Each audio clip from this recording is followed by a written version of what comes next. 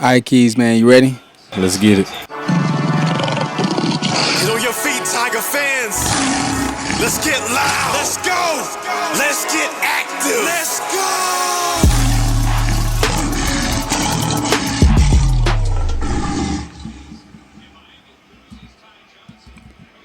Yo.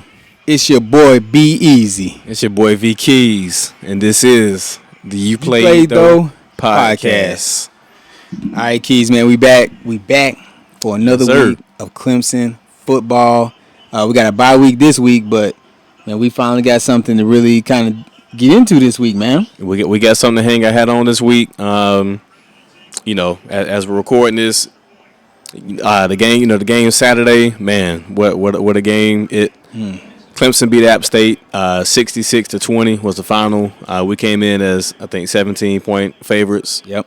Seen a lot of the pundits had App State covering it or some straight up upset. Mm-hmm. And we'll kind of get into that, and I see because Notre Dame got upset. Yeah. So we can get into that briefly. As well. So I see why people was, oh yeah, App State gonna get y'all, man, and the way y'all looked against Georgia and Northern Illinois came in there and beat Notre Dame today. Like, cool your Jets. Yep. We were hearing it all week. App State had a lot of players coming back. Got an experienced quarterback. This is the year, right? And App State, they usually upset a very quality team, right? I believe they got Michigan one year, and they've got some great experience. But it's the first game in Death Valley, the home opener, and we had a lot of players show up, man. So we're gonna get into it, but let's go ahead and toast to the episode, man. Oh yeah.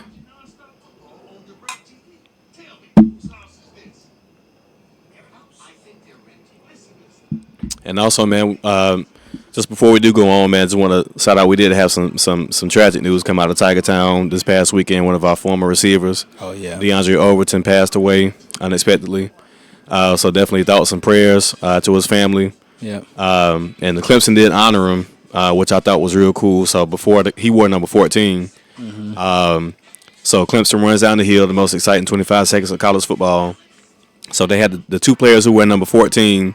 After the cannon goes off, all the players go down. But after the cannon went off, just two players who wore number 14, they let them run down first, and then the team followed. So I thought that was real. Yeah.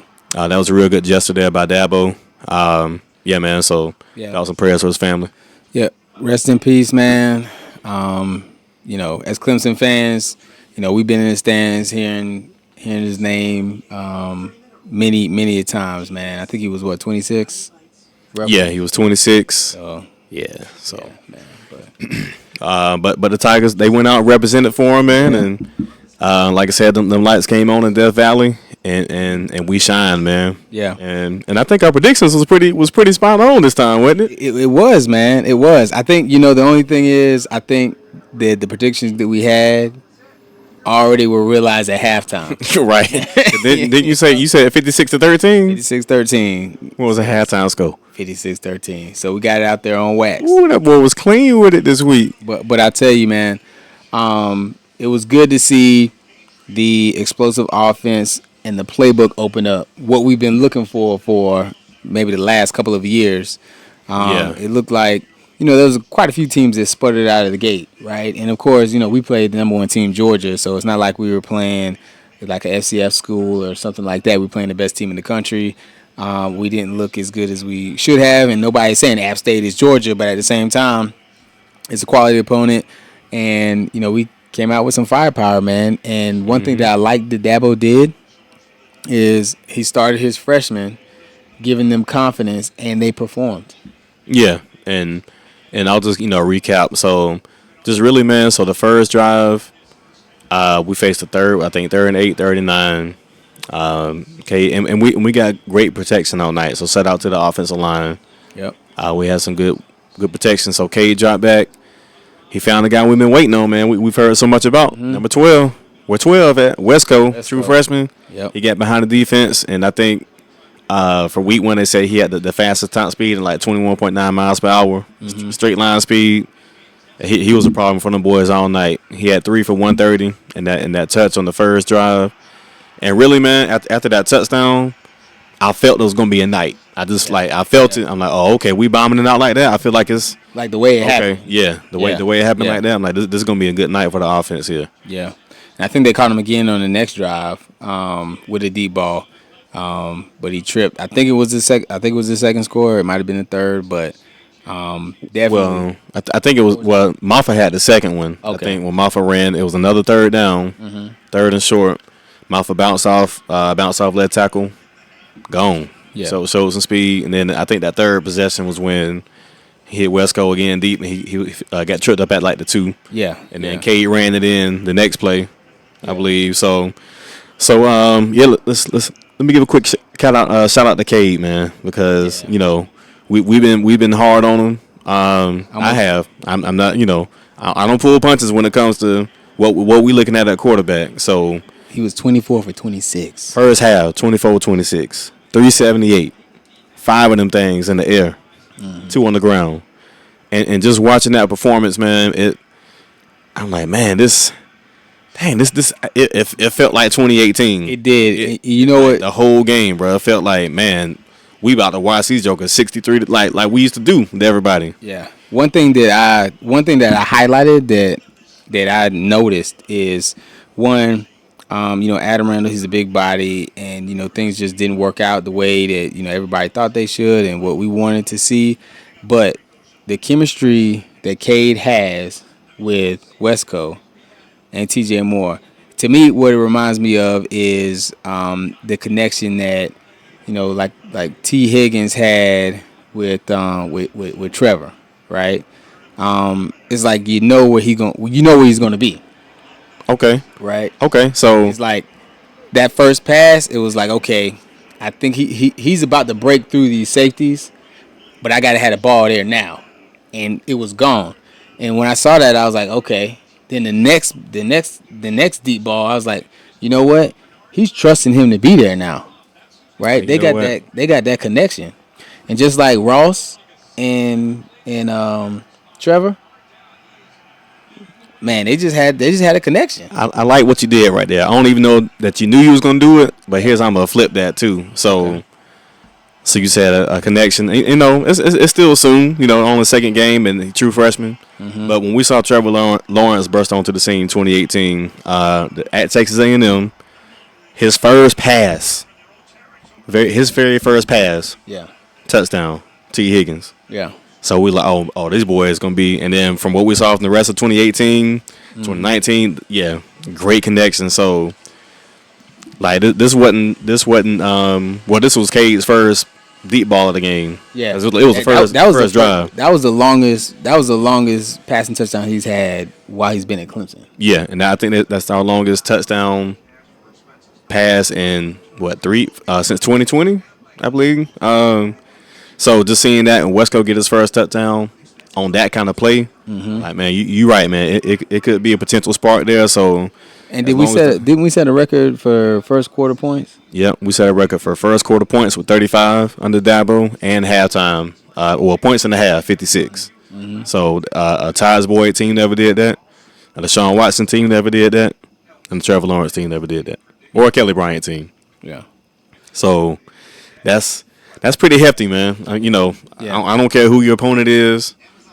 If you drop in 56 and a half and we let the gas off, everybody play. I mean, we could have put up 80 something easy because the offense is just like that. We could have rolled, but in regardless of what anybody thinks about that, I still like the fact that Dabo, not only does he reward his players for their hard work, but he also lets his players get in there and get some real game experience because you never know. We got some players that are hurt, and we're going to talk about that, but you never know who you're going to need to be next man up, and it's always beneficial if they have those really in-game reps because you can simulate what you want in practice, but the game time and that pressure is totally different. Yeah, and since you did bring up the injuries, it's early in the season, second game, and we have an early bye. I think every team this year does have 2 byes with this new system, this new format.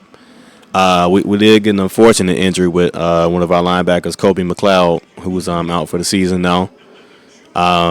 So he was behind Barrett Carter depth chart wise. So that'll force our boy, the highest rated linebacker to ever get recruited by Clemson, Sammy Brown. Yep. That can force him more in the spotlight. He played some Saturday, but Now with Kobe out, Jamal Anderson, D. Creighton, those guys are going to have to step up in the middle. So hopefully that will not be a weak point for us. Yeah. Going forward. And also Peter Woods got nicked up on the chop block.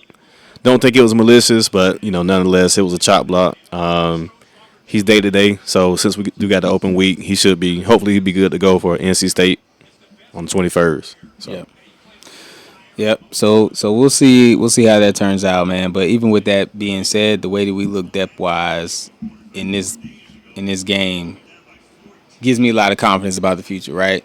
And hopefully it gives the defense confidence because they got tired against Georgia, and when you get tired and that hey, offense is going out here and they've been 3 and out, Mm-hmm. it really messes with your psyche, right? I mean, just imagine if we hit one of them over the top plays on Georgia, just one. That could have opened the game up a lot more. Could have been a totally different game. And speaking of defense, man, we was out there dropping picks too, though.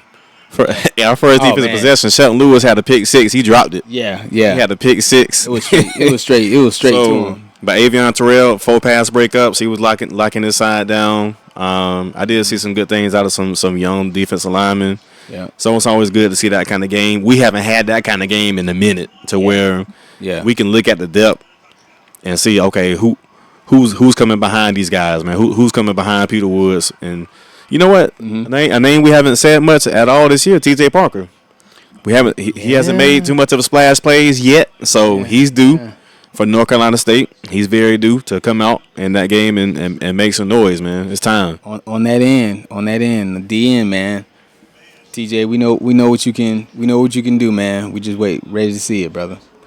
But yeah, man, a lot of players had some good games. I think Tyler Brown might have got nicked up as well. He had a rolled his ankle. Yeah.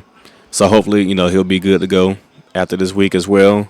And speaking of North Carolina State, we lost to them last year to the Wolfpack. So, but they played in Charlotte this past Saturday to Tennessee, and boy, did they get it. Man. Yeah, 51-10 Volunteers. Oh my goodness, man. And I don't even know if it was that close, and I'm not even sure if Tennessee is really that good of a team to do that. Yeah, but you know what, man? I can't remember what they were ranked. I think they were ranked, like 23 or something like that. I Tennessee, they was in the 20s, I believe. I think they. Well, NC State. NC State. Yeah, they were. They was right ahead of us, wasn't it? Yeah. They was like 24. Something like that. Yeah. I can't remember where Georgia Tech is, but they're not ranked no more. Yeah, they got taken out to the woodshed, man. Yes. So, yeah. I don't know. It always troubles me, Keys, when we have these ACC teams that are ranked and then they don't really perform. I feel like when it comes time to the AP poll, they kind of hold that against us. Like, these teams we thought were good and they got straight drug and mollywop. So then that hurts our rankings, right? But yeah, So I mean, So Tennessee 51, North Carolina State 10. So it'll be interesting to see how, because we can't stand the Wolfpack, they can't stand us. Dorian and Dabo, they don't like each other. They can play all good and all that, but this is the Textile Bowl. This is one of our nearest and dearest rivalries in the ACC for as long as we've been on it. You know what I mean? As long as we've been watching the Textile Bowl. So I expect to still get their best shot. And this was expected to be one of our tougher games this year. So now it's looking like, man, the way we just took care of business and the way they just looked their last game. Yeah. Well, you know what?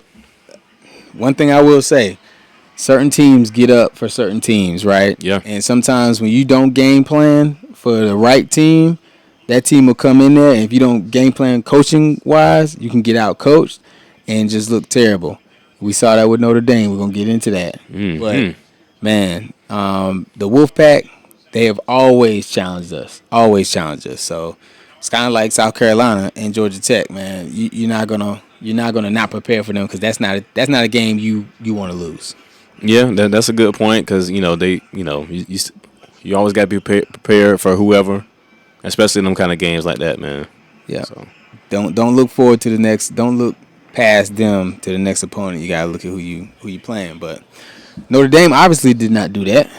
Oh man, shout out to them Huskies too, though. The Northern Illinois, look at them jumping in the rankings, number 25. Man, hey, they deserve it. I'm not gonna lie, man. I'm happy for that coach, man. Yeah, happy for that coach. Man, he had really emotional after the game.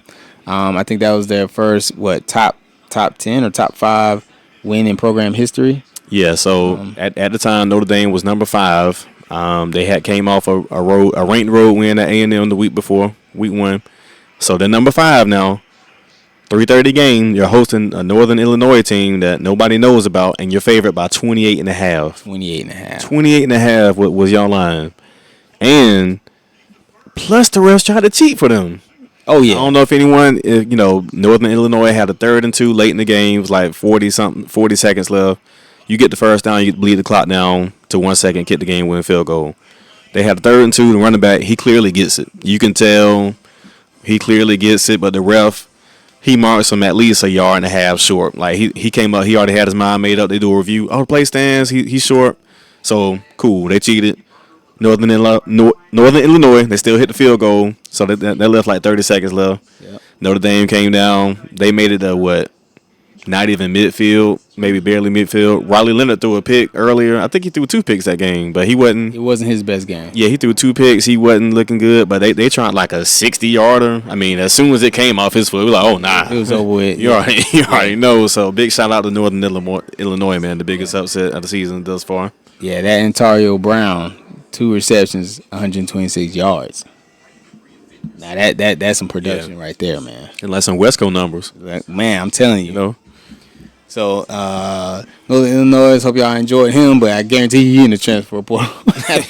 Yeah, I mean, shoot, they coach might be gone too. Shoot, the way some of these teams out here looking, shoot, Kentucky might need to highlight him or something. Cause yeah, man.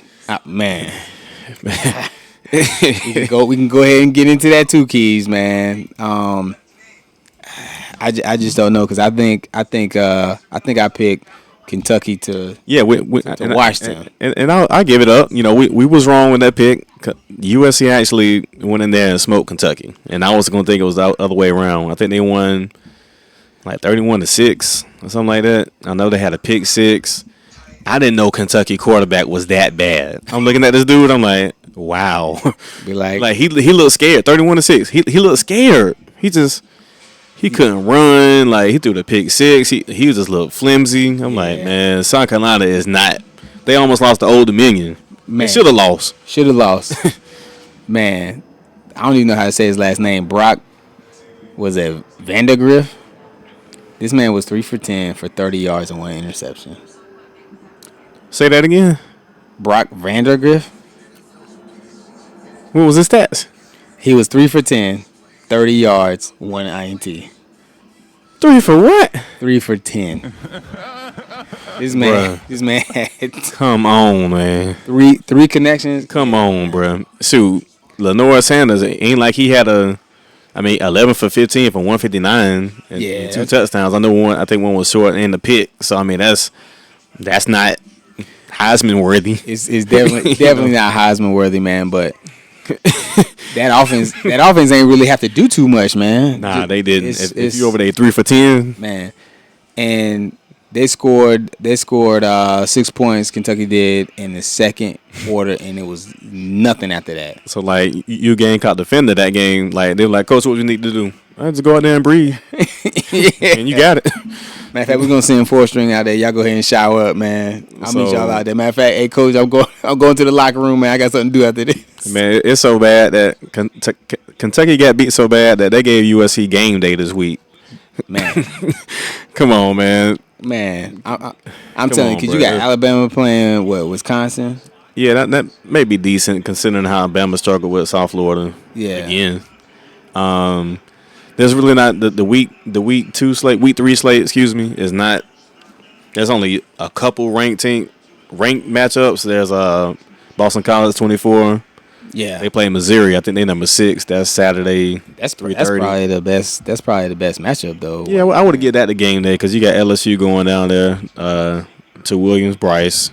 It's a noon kickoff. LSU gonna go in there and watch them. Yeah. The way Brian Kelly was talking about his quarterback after that first game, man, I really wasn't feeling that. I think we talked about that earlier. But yeah. So the week 3 slate is not too strong terribly. And like I said, we do have to buy Yeah. Alabama, Wisconsin, Boston College, Missouri. That should be. Oh, Oregon State. It's a rivalry game. Yeah, and to get rivalry game in week 3, it's kind of odd because that's usually reserved for Thanksgiving weekend, which we're accustomed to rivalry weekend being. But hey, Yeah. Seems like they're trying to get some of these games out the way, man, with the new, conference setups. I guess they're like, hey, we need to get some of these rivalries out the way. Ole Miss, Wake Forest. I mean, so do you see any potential upsets out of Kentucky, Georgia, Texas, UTSA, Tennessee, Kent State, Wake Forest, Ole Miss? You know what? The only upset that I would say, and I don't even know if it's really an upset, but I think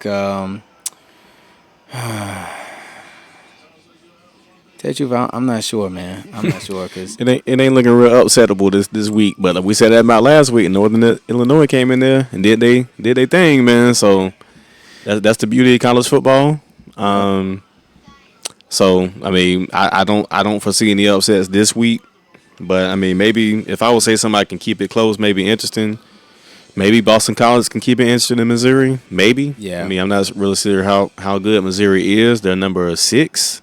yeah, And when was the last time we seen Missouri be like this? relevant at all? Yeah. I don't know, and I think that number 6 is a little strong for them. I know they 2 wins. Boston College, I like their quarterback, and of course they've always had a decent defense, but they play with passion. So I think that's going to be a really good game.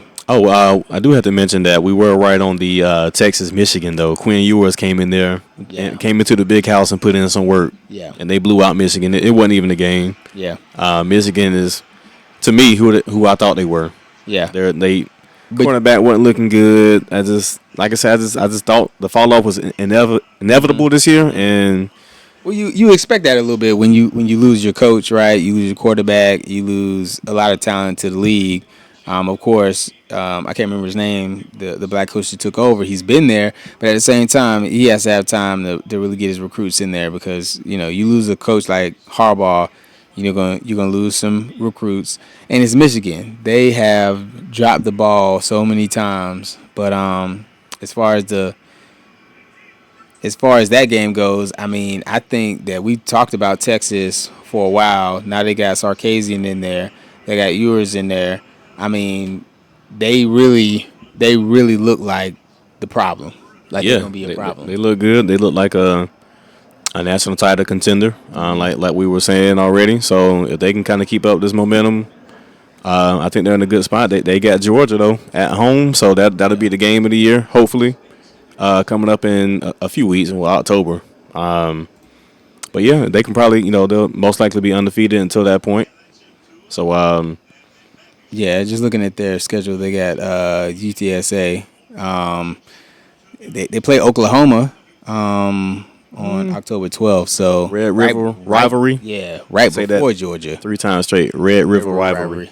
But they got your pick to come out the SEC, Vanderbilt, right after that. So that's going to be a little bit of a challenge. It's in Vandy too. Yeah, man. Ooh. Vandy won their first game, so Texas. Hey, this where the buck stops. This where the hook'em stops right here. Hey, because them Commodores, but they gonna be Commodoring. I'm telling you, man. Hey, that's the one game that you don't get up for, man, and you mess around saying Arch out there and take an L. I mean, that'll be something embarrassing, boy. I tell you. Yeah, man. Speaking of embarrassing, real quick, Alabama they beat South Florida. But, boy, they struggled. And it was a night they honored Nick Saban. Yeah. But they ran away late. I mean, they got 3 touchdowns late in the fourth. Like, I think after 6 minutes left. But it was a 1-score game with, 6 minutes left. Yeah. And yeah, they scored 28 in the fourth. So, yeah, man. And last year, if you remember correctly, Jalen Milroe got benched in the South Florida game last year against them. And he was looking terrible. And their backups was looking terrible. South Florida, all they had to do was have a decent quarterback play. Not no DJ play, but just a decent quarterback. They would have won the game. But they couldn't even get no good play. But South Florida, they showed 2 years in a row. They played Bama tough. So we'll see if Bama can use that momentum, that fourth quarter momentum, to see what they got against Wisconsin Saturday. Yeah, I don't hear Jalen Milroe talking about no Heisman this year. So Oh yeah, he was adamant about that thing, wasn't he? yeah, Last year, so I don't know. Just cool your butts and you handle your business. yeah. It don't matter what a naysayer say, right? It don't matter what a nigga say, man. I know who else saying something. But anyway, yeah, man. Well, Keys. So we got a bye week, so you know the fellas can rest up easy and get back in game shape before we play NC State. And you know what? I think Uplayedtho might need to make an appearance for that one. We pulling up. Be easy. We pulling up to Death Valley Saturday at September 21st, noon. I don't know, man. I want the listeners to tell us, man. Y'all want to see you play though? Y'all want to see you play though in Death Valley? Pull up, come chat with us bright and early. We're gonna shoot the pod, and we're gonna go out there and we're gonna see what them Tigers is doing in Death Valley, man. See if we can make it a repeat. So, yeah, Keys, man. I think we should pull up on them, man. Let's do it, man. We got a week off here. By a week, let's get stronger. Let's get better. Get locked in, and let's start this conference play on the road. Let's do it, man. Don't forget to check us out on all social media platforms, YouTube, TikTok, IG. The list goes on. Facebook. And like, subscribe, man. Holla at us. Let us know who y'all got, man. Yeah. And with that, we out, man. Yep.